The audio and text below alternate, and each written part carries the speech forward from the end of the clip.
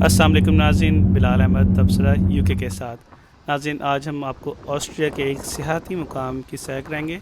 ये salt mine है, नमक की खान जिसे कहते हैं, और ये पहाड़ी की टॉप पर है और यहाँ पर जाने का एक बहुत ही खूबसूरत रास्ता है।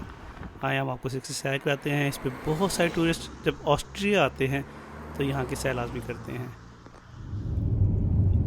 ऑस्ट्रिया में बहुत ज़्यादा आपको टनल्स नज़र आती हैं। हर थोड़ी देर बाद आपको आधे मील 2 मील 3 मील 5 मील की टनल्स आ जाती हैं। बहुत टनल्स हैं यहाँ पे।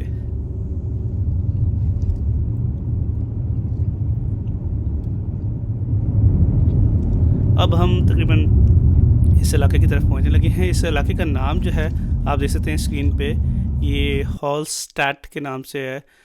ये वो इलाका है जहाँ पर ये सॉल्ट माइन है, और ये आप देख सकते हैं कि इस पहाड़ी की टॉप पर जाना है और उस पर जाने का तरीका सिर्फ एक ही है कि आपने इस लिफ्ट के ज़रिए ऊपर जाना है। ये लिफ्ट भी बहुत अजीब व गरीब किस्म की लिफ्ट है।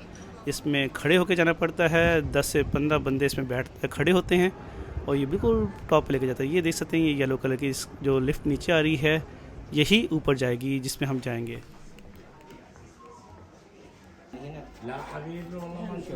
यहाँ पर जो टिकट है वो 36 यूरो 36 यूरो है अगर आपने नमक की कान में भी जाना है, और 25 यूरो है अगर आपने नमक की कान तक नहीं जाना, सिर्फ ऊपर तक जाना है तो।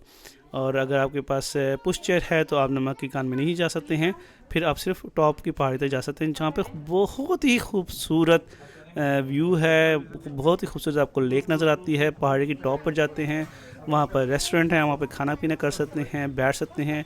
लोग सुबह से लेकर शाम तक सिर्फ उस सीन को एंजॉय करते हैं और वहाँ बैठे रहते हैं। वो जो अब ऊपर जाएंगे तो आप देखेंगे कि बहुत ही खूबसूरत आपको व्यू मिलेगा।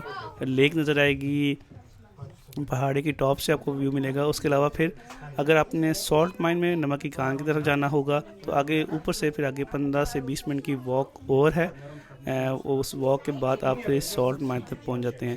ये सॉल्ट माइन जो है ये तारीखी है। ये 7000 साल पुरानी नमक की कान है, और इसको देखने के लिए दुनिया जहाँ से टूरिस्ट जब ऑस्ट्रिया आते हैं तो इस इलाके में आते हैं और इस सॉल्ट माइन का विज़िट करते हैं। और सॉल्ट माइन में आपको तरह तरह की अजीबोगरीब चीज़ें नज़र आएंगी। मिसाल के तौर पर आपको स्लाइडिंग करके एक फ्लोर से निचले फ्लोर पर जाना होगा, पहाड़ के अंदर स्लाइडिंग करनी होगी। उसके अलावा फिर जब आप आखिर में नमक की कान से बाहर निकलेंगे तो वो फिर एक रेल का ट्रैक है जिसमें आप टांगे दोनों तरफ करके बैठेंगे और वो आपको काफ़ी स्पीड से बाहर लेकर आती है। तो बहुत इंफॉर्मेटिव है। अगर आपको सॉल्ट माइन देखने का शौक़ है तो आगे अभी थोड़ी देर में मैं आपको सॉल्ट माइन भी दिखाऊंगा।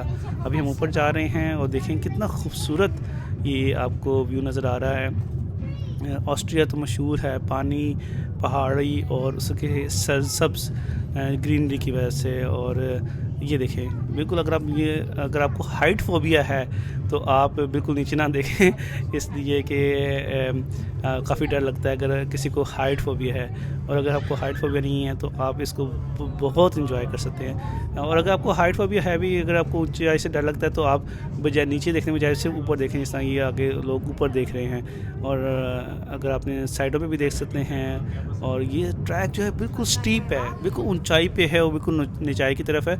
और जब वीडियो के एंड में मैं जब नीचे आ रहा हूँ इसी लिफ्ट से तो उससे भी आप व्यू देखेंगे, बिल्कुल डिफरेंट व्यू है। और मुझे एक्सपीरियंस भी बहुत डिफरेंट फील हुआ था जब हम नीचे आ रहे होते हैं और बहुत तेज़ नीचे आ रही होती है ये लिफ्ट। इस तरह की लिफ्ट भी मैंने ज़िंदगी में कई दफ़ा सफ़र किया है। और देखें कितना खूबसूरत इलाका है। मैं कहता हूँ कि कैमरा जस्टिफाई ही नहीं कर सकता जितनी खूबसूरती है वहाँ पे थी। और अब हम बिल्कुल पहुंचने लगे हैं यहाँ पर। आगे पहुंच के बाहर निकलेंगे, बाहर निकल के फिर ज़रा सी वॉक करेंगे क्योंकि हमारे पास टाइम भी कम है। और आगे सॉल्ट माइन में भी तकरीबन 3 घंटे लग जाएंगे हमें।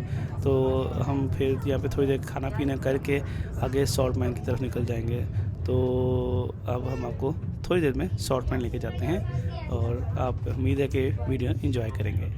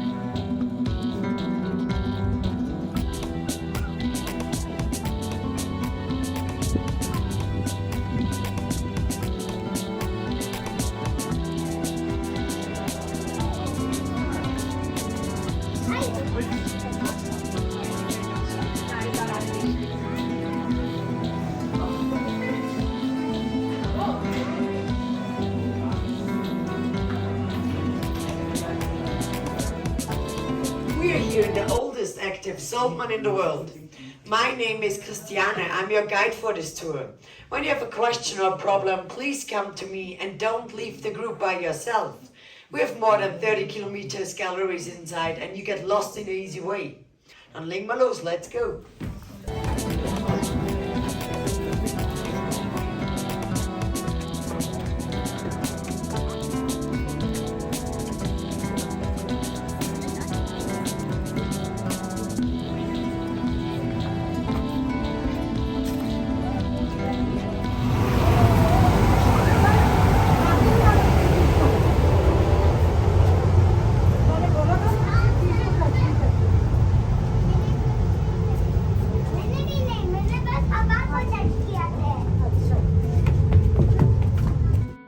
Second person when you have a second one, but you don't have to slide with a stranger. For children under 6 years, it's not allowed to slide alone. Then you have to sit astride, like sitting on a horse. The left feet on the left side and the right one on the right side. Your legs lifted and stretched from the ground on the side from the slide, not on the slide. Put your arms around the person in front of you and the first person put his arms on his legs. Because the most important thing is, don't break. When you break with your hands, you can burn your hands. Or when you break with the feet, you can fall in front of you and hurt your face.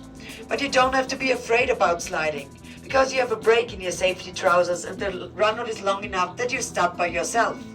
Please leave the run knot immediately and don't make some pictures from the other persons who slide down. We only slide when the light is green and not by the red light. When you don't want to slide, you can use the stairs on the right side, but please only with the handrail. And leg maar los, let's go. Take a seat. 50 meters, there's a camera on the top. You get a picture from your slide and you see how fast you are sliding. We got the same safety instructions like before. Please slide with a second person when it's possible. Then sit astride, stretch legs outside from the slide, don't break, and only slide when the light is green. And you can take a seat where the black one ends on the floor. Sie dürfen Platz nehmen, wo die schwarze Gummimatte endet. Let's go, los geht's. Ja, Sie können ruhig die Stiege benutzen. You also can use this. Please sit over there. Yay!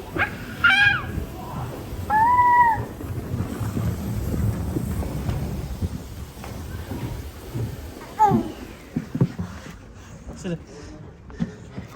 Okay.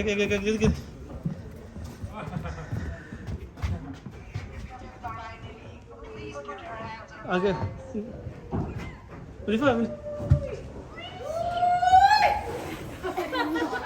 Because the technique and the salt air sometimes it's not a good mix. But I can explain it a little bit. The people found the salt inside this mountain over 7,000 years ago. And it was like this, there was water inside the mountain who came out and they tasted and it was salty. And then they want to take a look inside the mountain what's happening. And they see what they can do with the salt, conserve something, salt food, and there was a big war also about the salt because salt was like gold in the old times. And they also start to do this dry mining process. Dry mining process is hit the stones out of the wall, like the salt stone hearts, what you see in our salt crystal chamber. This was the mining process over 2,700 years ago. In this form, they got more from the salt when they have to wash it on the outside than in another one. And when the guys was finished to hit the stones in this form, it was woman's work to take them on the back and carry them to the outside. One stone is between 25 or 30 kilograms. But these stones, what you can see there, are only the replicas. The original ones are 200 meters over there. But it's not possible for us to walk this way because it's not so safe.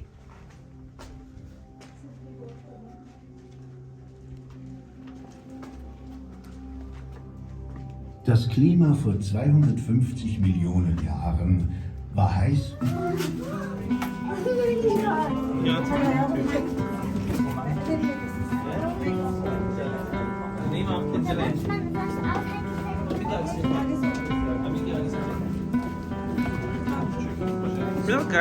Please take a look at this white stone. I will show you a video around 15 seconds from the dry mining process. When it's finished, please turn around, take a look at this white screen. There you can see the wet mining process, what we do here in Hallstatt.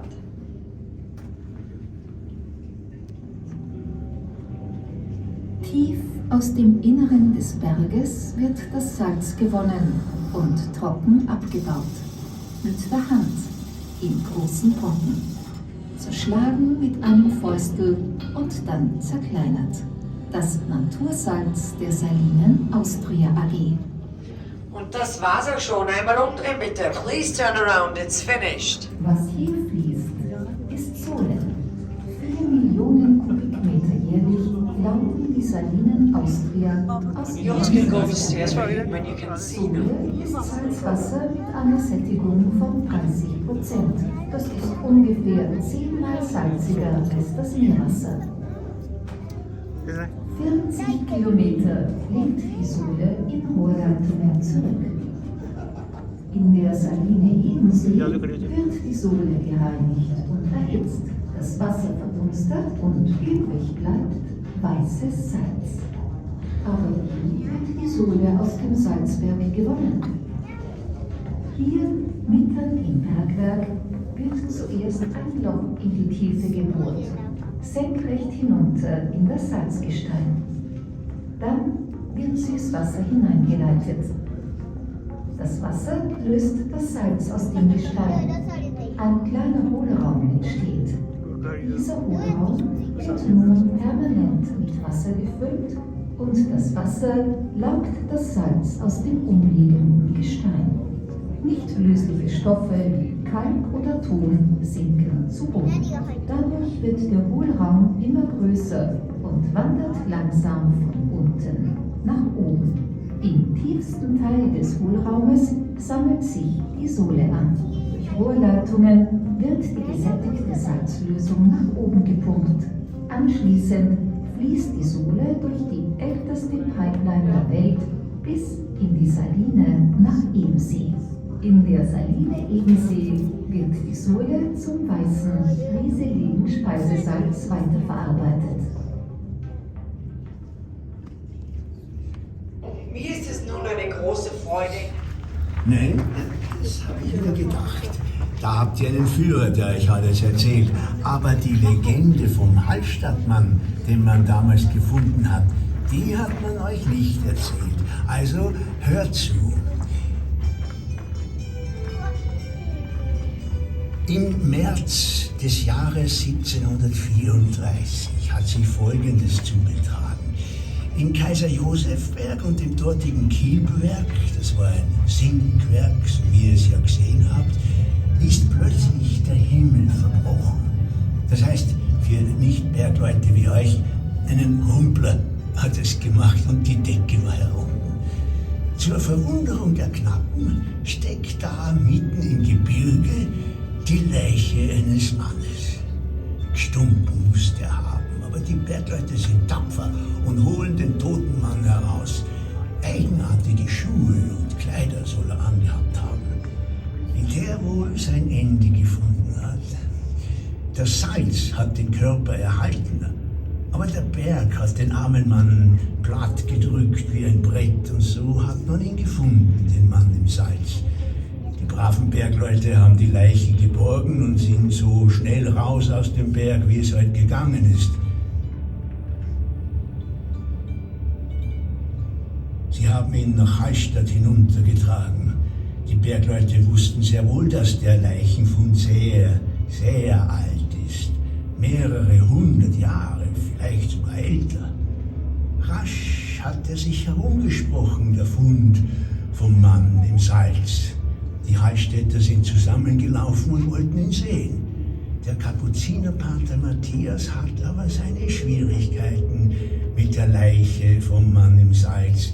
Denn wo sollte ein Ungetaufter bestattet werden? Schnell hat ihm Pater Matthias eine neue Identität eines Jahre zuvor verunglückten Bergmannes gegeben, samt einer trauernden Witwe.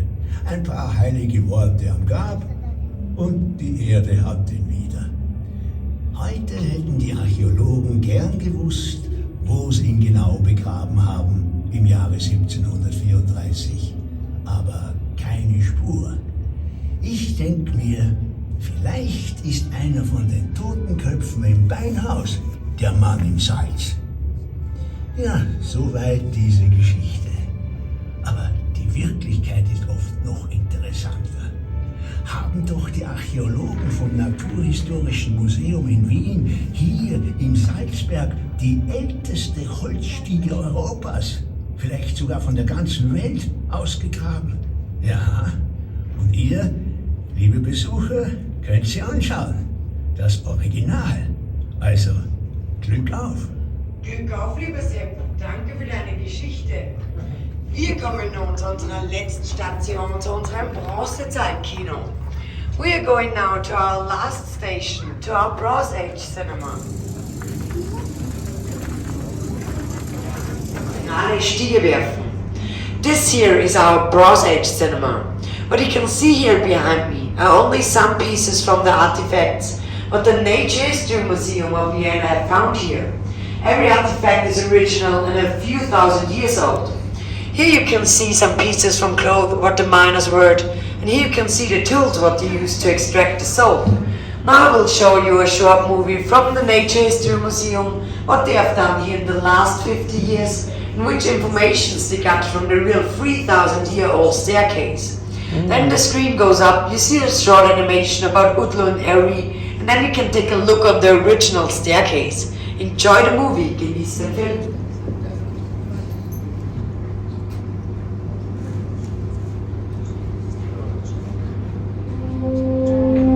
Winterliche Ruhe in Hallstatt. In Salzberg hingegen arbeitet ein Forscherteam des Naturhistorischen Museums Wien an einem Projekt, das sie schon viele Jahre in Bahn hält.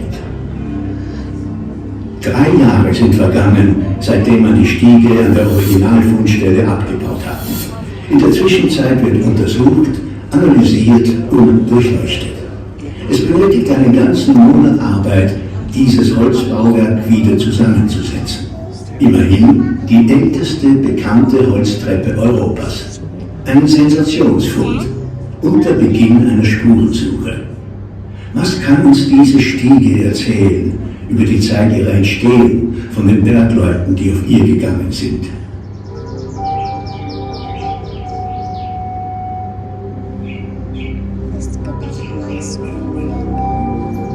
Seit über 7000 Jahren suchen Menschen den Hallstätter Salzberg regelmäßig auf. Denn hier ruht unter der Erde ein reiches Salzlager. Vor 4000 Jahren verändert ein neuer Werkstoff die Gesellschaft. Die Metalllegierung aus Kupfer und Zinn, Bronze genannt. Sie ist härter als alle bisher genutzten Metalle und Bronze leitet eine industrielle wie auch eine gesellschaftliche Revolution ein. Und es ist die Zeit, in der der Bergbau in Hallstatt einen Aufschwung erlebt. Unter Tage hat der Salzberg alle Spuren der Bronzezeitbergleute konserviert, Werkzeuge und Geräte aus Holz, Felle, Stoffe, Speisereste und Exkremente. Auch Seile aus gedrehtem Lindenbast haben die Zeit überdauert. Heidengebirge wird das Gemisch aus abgebrannten Leuchtspänen, weggeworfenen Arbeitsmaterialien und taurem Gestein genannt. Im Tiefspeicher des Naturhistorischen Museums betrachtet Hans Reschreiter den bronzezeitlichen Tragsack. 5 Stück davon sind bisher gefunden. Es ist bemerkenswert, dass es kein Holzobjekt aus dem bronzezeitlichen Bergwerk nach dem 11. Jahrhundert vor unserer Zeitrechnung gibt. Das mögliche Szenario, ausgelöst durch starken Niederschlag, muss es zu einer gewaltigen Rutschung gekommen sein. Das Bergwerk wird von Erd- und Gesteinsmassen verschüttet. 2003 entdeckten die Archäologinnen und Archäologen 100 Meter unter der Oberfläche im verschütteten bronzezeitlichen Bergwerk eine vollständig erhaltene Stiegenkonstruktion, 8 Meter lang und über 1 Meter breit. Die Bauweise macht diese Stiege zu etwas Einzigartigem. Und nicht nur die Konstruktion ist einmalig, auch die Spuren, die wir auf der Stiege entdeckt haben. Die feinen Dreckschichten auf den Auftritten geben uns Auskunft, wann die Stiege benutzt wurde, wer dort ergangen ist und wie sie genau verwendet wurde. Aufgrund des hohen Bergdrucks an der Fundstelle wird der Entschluss gefasst, die Stiege abzubauen, sie gründlich zu untersuchen und danach in einer eigens errichteten Kammer im Bereich des Schaubergwerkes wieder aufzubauen. Wien, das Naturhistorische Museum. eines der bedeutendsten naturwissenschaftlichen Museen der Welt, aber auch ein Forschungszentrum auf den Gebieten der Erdbio- und Humanwissenschaften. Hierher wird die Stiege gebracht und von einer Mitarbeiterin des Ludwig-Boltzmann-Institutes dreidimensional gescannt, Teil für Teil. In Verbindung mit einem Laserscan des Stiegenbettes an der Fundstelle existiert nun ein räumliches Modell der Bronzezeitstiege.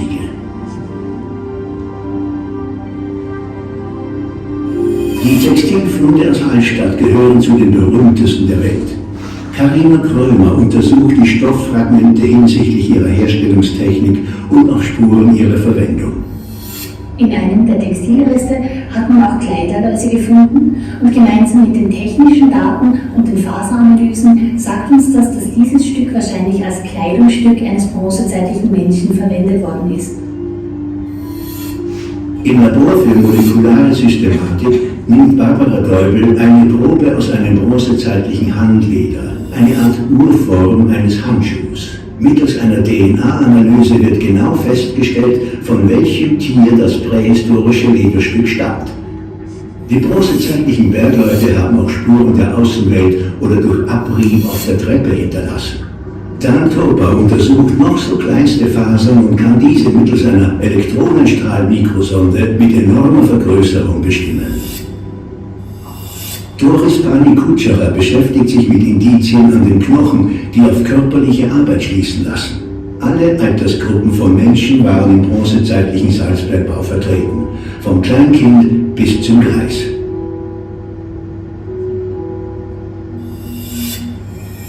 Tulln, Universität für Bodenkultur. Die Dendrochronologie ist die Altersbestimmung von Holz aufgrund der Jahresringbreiten.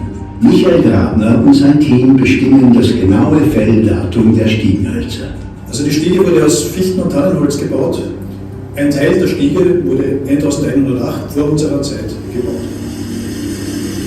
Während in Hallstatt an der neuen Kammer für die Bronzezeitstiege gesprengt und gehämmert wird, fließen die Erkenntnisse der Wissenschaftlerinnen des Naturhistorischen Museums in ein sogenanntes Lebensbild ein. Eine gemalte Momentaufnahme in einem bronzezeitlichen Bergwerk.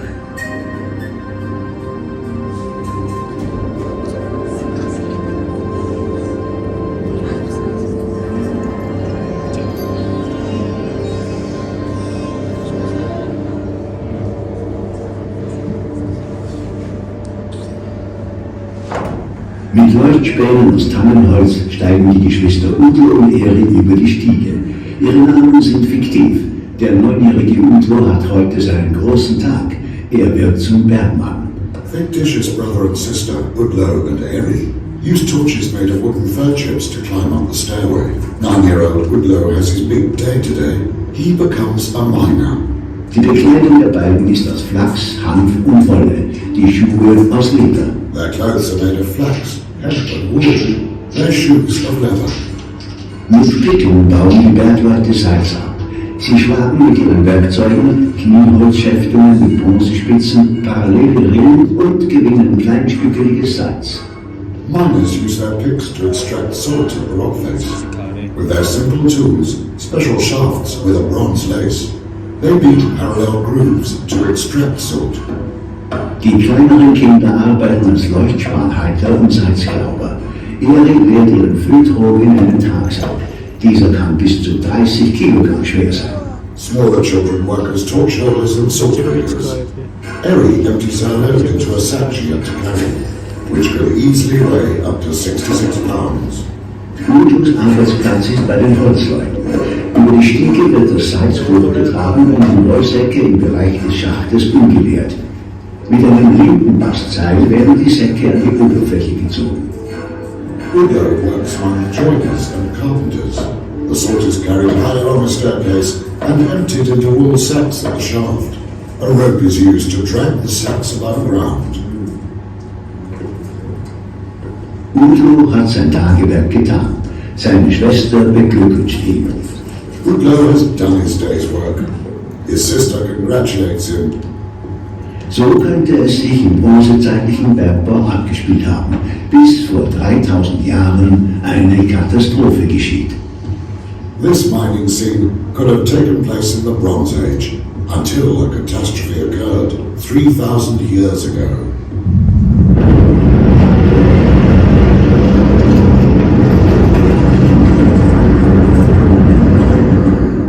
Heute ist die originale Stiege aus der Bronzezeit wieder freigelegt und erzählt uns eine Geschichte der frühen Industrialisierung Europas. The original Bronze Age stairway can once more be seen today. It tells us about this early stage of Europe's industrialization.